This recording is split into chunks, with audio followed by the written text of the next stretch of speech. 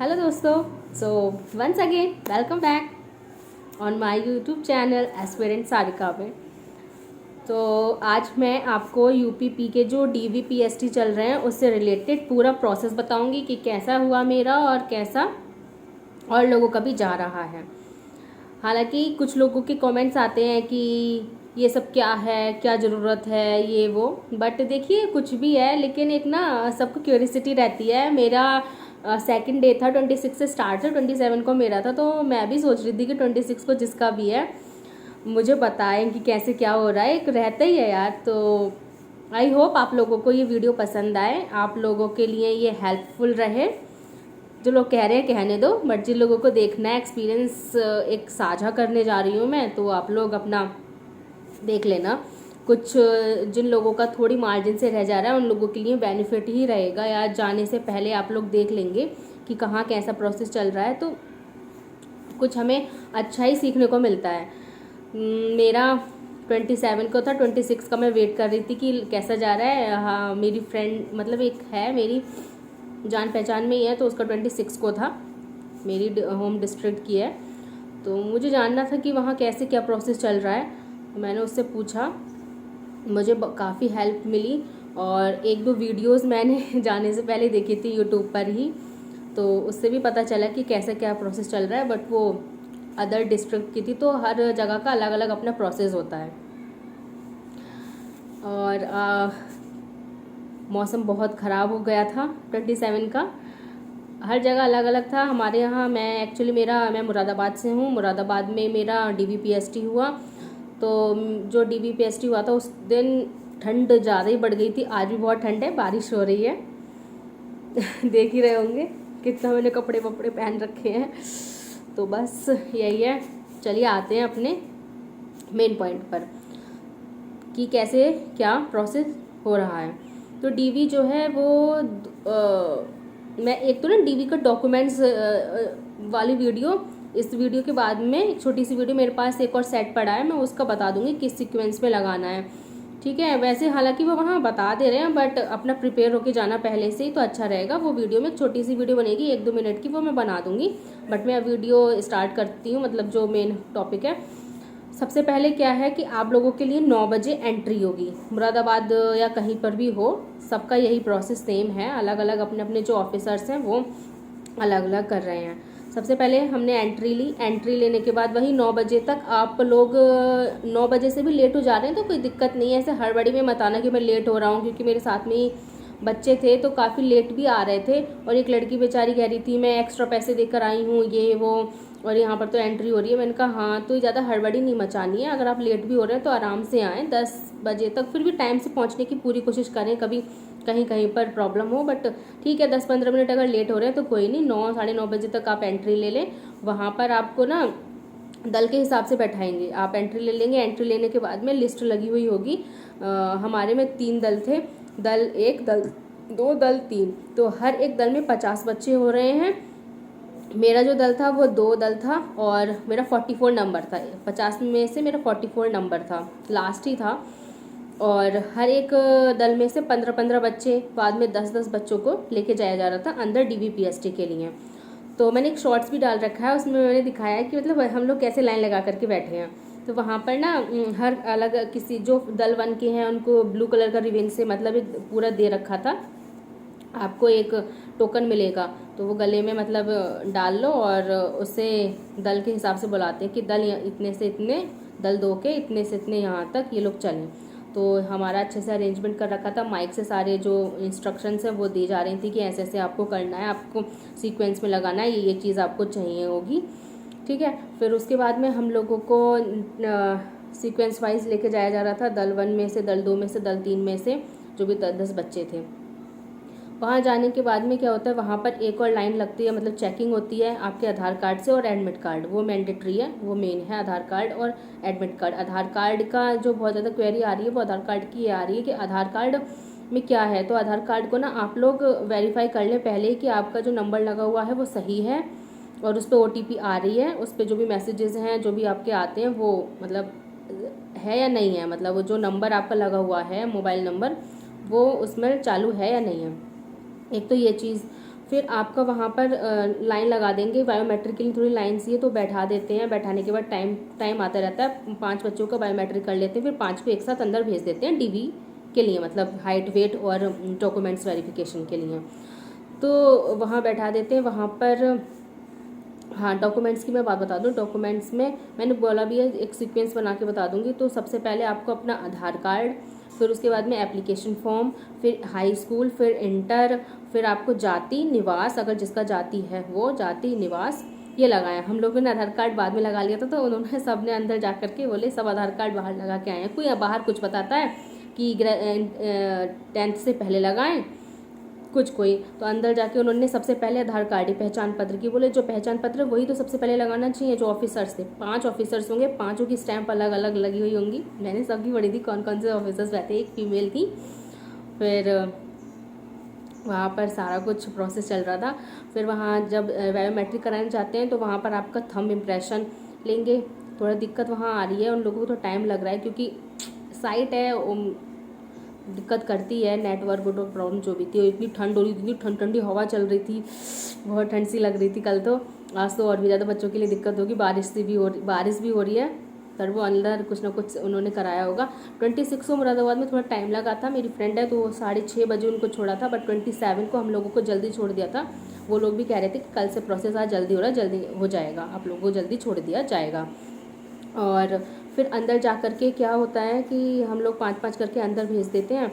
अंदर फिर हम लोगों को खड़ा होना पड़ता है, या एक मैट पड़ी होती है वहाँ बैठा देते हैं। फिर हम लोग धीरे धीरे अंदर जाते हैं। अंदर बहुत अच्छा सुकून था, गर्मी थी, हीटर चल रहे थे।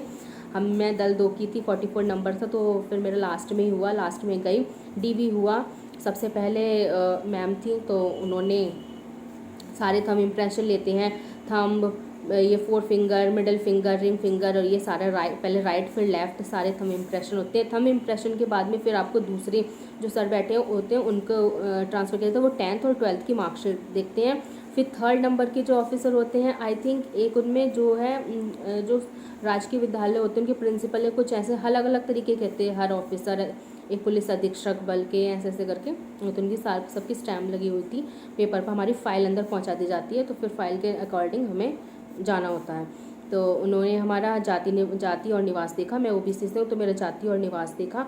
फिर पूछते हैं एनसीसी तो नहीं है, कोई कंप्यूटर कोर्स तो नहीं है। फिर उसके बाद में वहीं पर आपका वेइंग मशीन और स्टेडियोमीटर से नापा जा रहा है। इलेक्ट्रॉनिक मशीन नहीं है, स्टेडियोमीटर है, जिससे देखा होगा आपने स्टेडियोमीटर, तो उससे हाइट नापी जा रही है।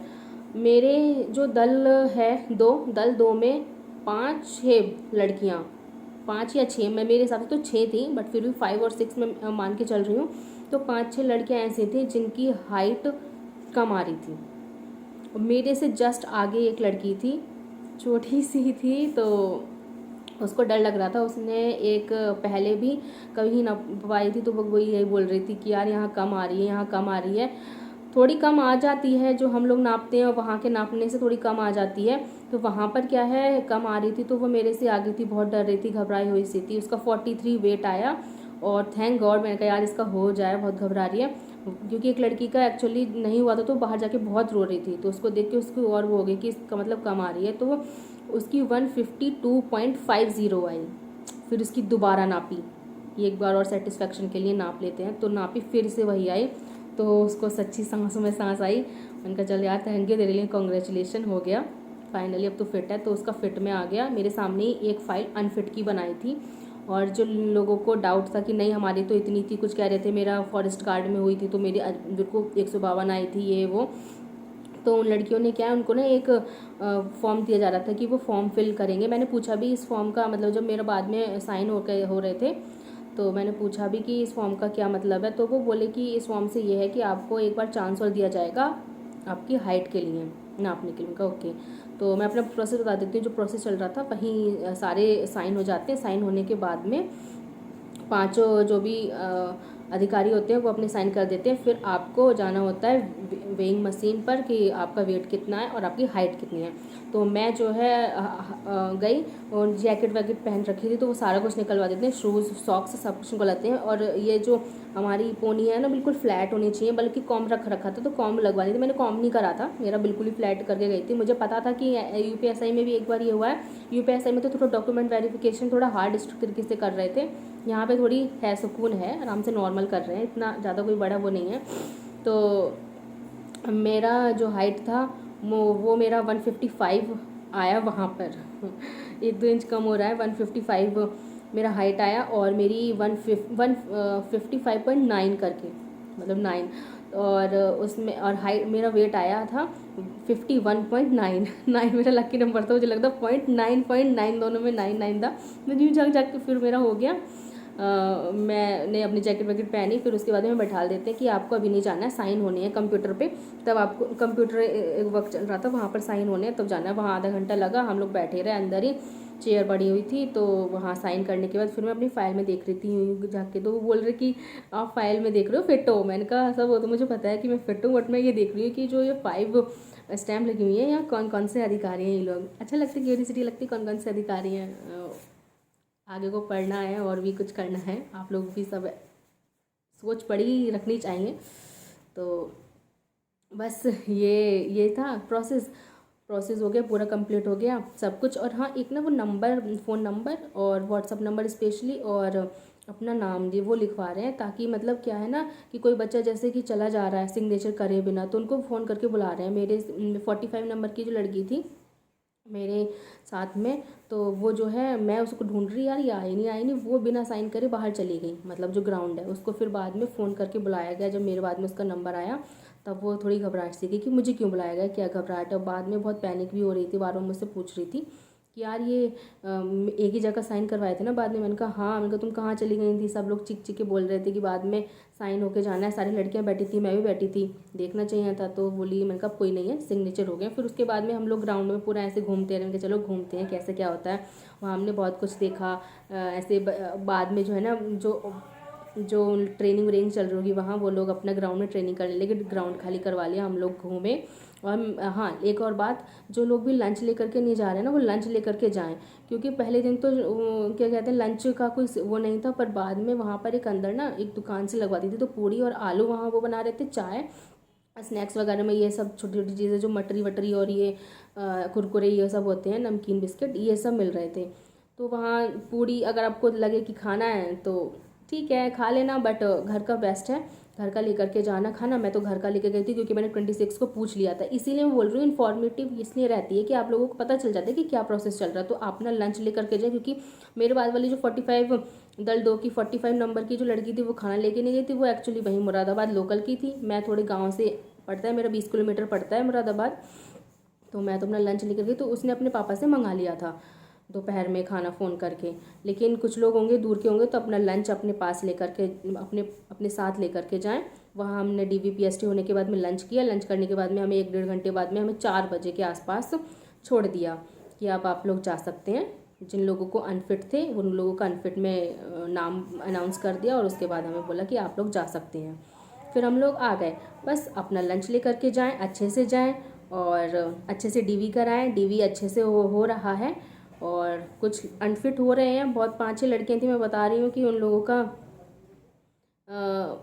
पॉइंटों से वो लोग बहुत कोशिश कर रहे हैं, एक्चुअली बहुत कोशिश कर रहे हैं। एक लड़की बहुत रो रही थी, बार बार कह रही थी मेरा दरोगा ने भी नापा है, यहाँ कैसे कम आ रही है। तो उसको फिर ऑफिसर्स खुद उठ के कि और हाँ, मैं लाइन में लगी थी, बोला एक बच्चा आ जाओ, इसको यकीन नहीं हो रहा है, आप खुद दे के बताओ हम कहाँ तक कर दें, पॉइंटों में भी हो तो हम थोड़ा एडजस्ट कर दें चलो, लेकिन 1 सेंटीमीटर मतलब 1 इंच कैसे हम दिखा सकते हैं फिट में। तो फिर बोली कि या तो फिर वो मुझसे झूठ बोल रहे होंगे, बट उन्होंने नापा था कि मैं फॉर्म ही नहीं डालती ये वो, तो बोले आर्ग्यूमेंट कर रही हो। उसका 3 दल थे, तीनों दल में उसका चेक हुआ था इलेक्ट्रॉनिक मशीन से, फिर अलग चेक हुआ। तो नहीं करनी चाहिए इतनी आर्ग्यूमेंट यार, वो ऑफिसर्स हैं और वो ऐसे नहीं दे सकते, उनकी भी कुछ रूल्स एंड रेगुलेशंस हैं। तो अगर जिसकी भी कम बैटरी है ना, तो मैं बस यही कहना चाहूँगी कि आप लोग ना थोड़ी स्ट्रेचिंग एक्सरसाइज और थोड़ा ये जो हम करते हैं ना, हैंग अप होते हैं, हैंग वाली एक्सरसाइज, थोड़ी स्ट्रेचिंग वाली एक्सरसाइज कर लें अगर कुछ हो सकता है तो, वरना इतनी कम टाइम में खैर होता तो नहीं है, बट बस यही है कि अगर हो जाए पॉइंटों में थोड़ी बढ़ जाए तो ठीक है, थोड़ा ऐसे स्ट्रेच होके कितना भी वो कहते रहें, थोड़ा यूँ टाइट होके खड़ा होना, बस यही है। और इससे रिलेटेड में एक और अगर मुझे लगा आप लोग कमेंट्स आए कि थोड़े डिटेल में बता दो कैसे कम जा रही है, क्या हो रहा है, तो मैं वो बता दूंगी। वेट की कोई दिक्कत नहीं आई थी, हाइट की ज़्यादा थोड़ी दिक्कत आ रही थी। Thank you for watching. Video बहुत लंबी हो रही है। बाय।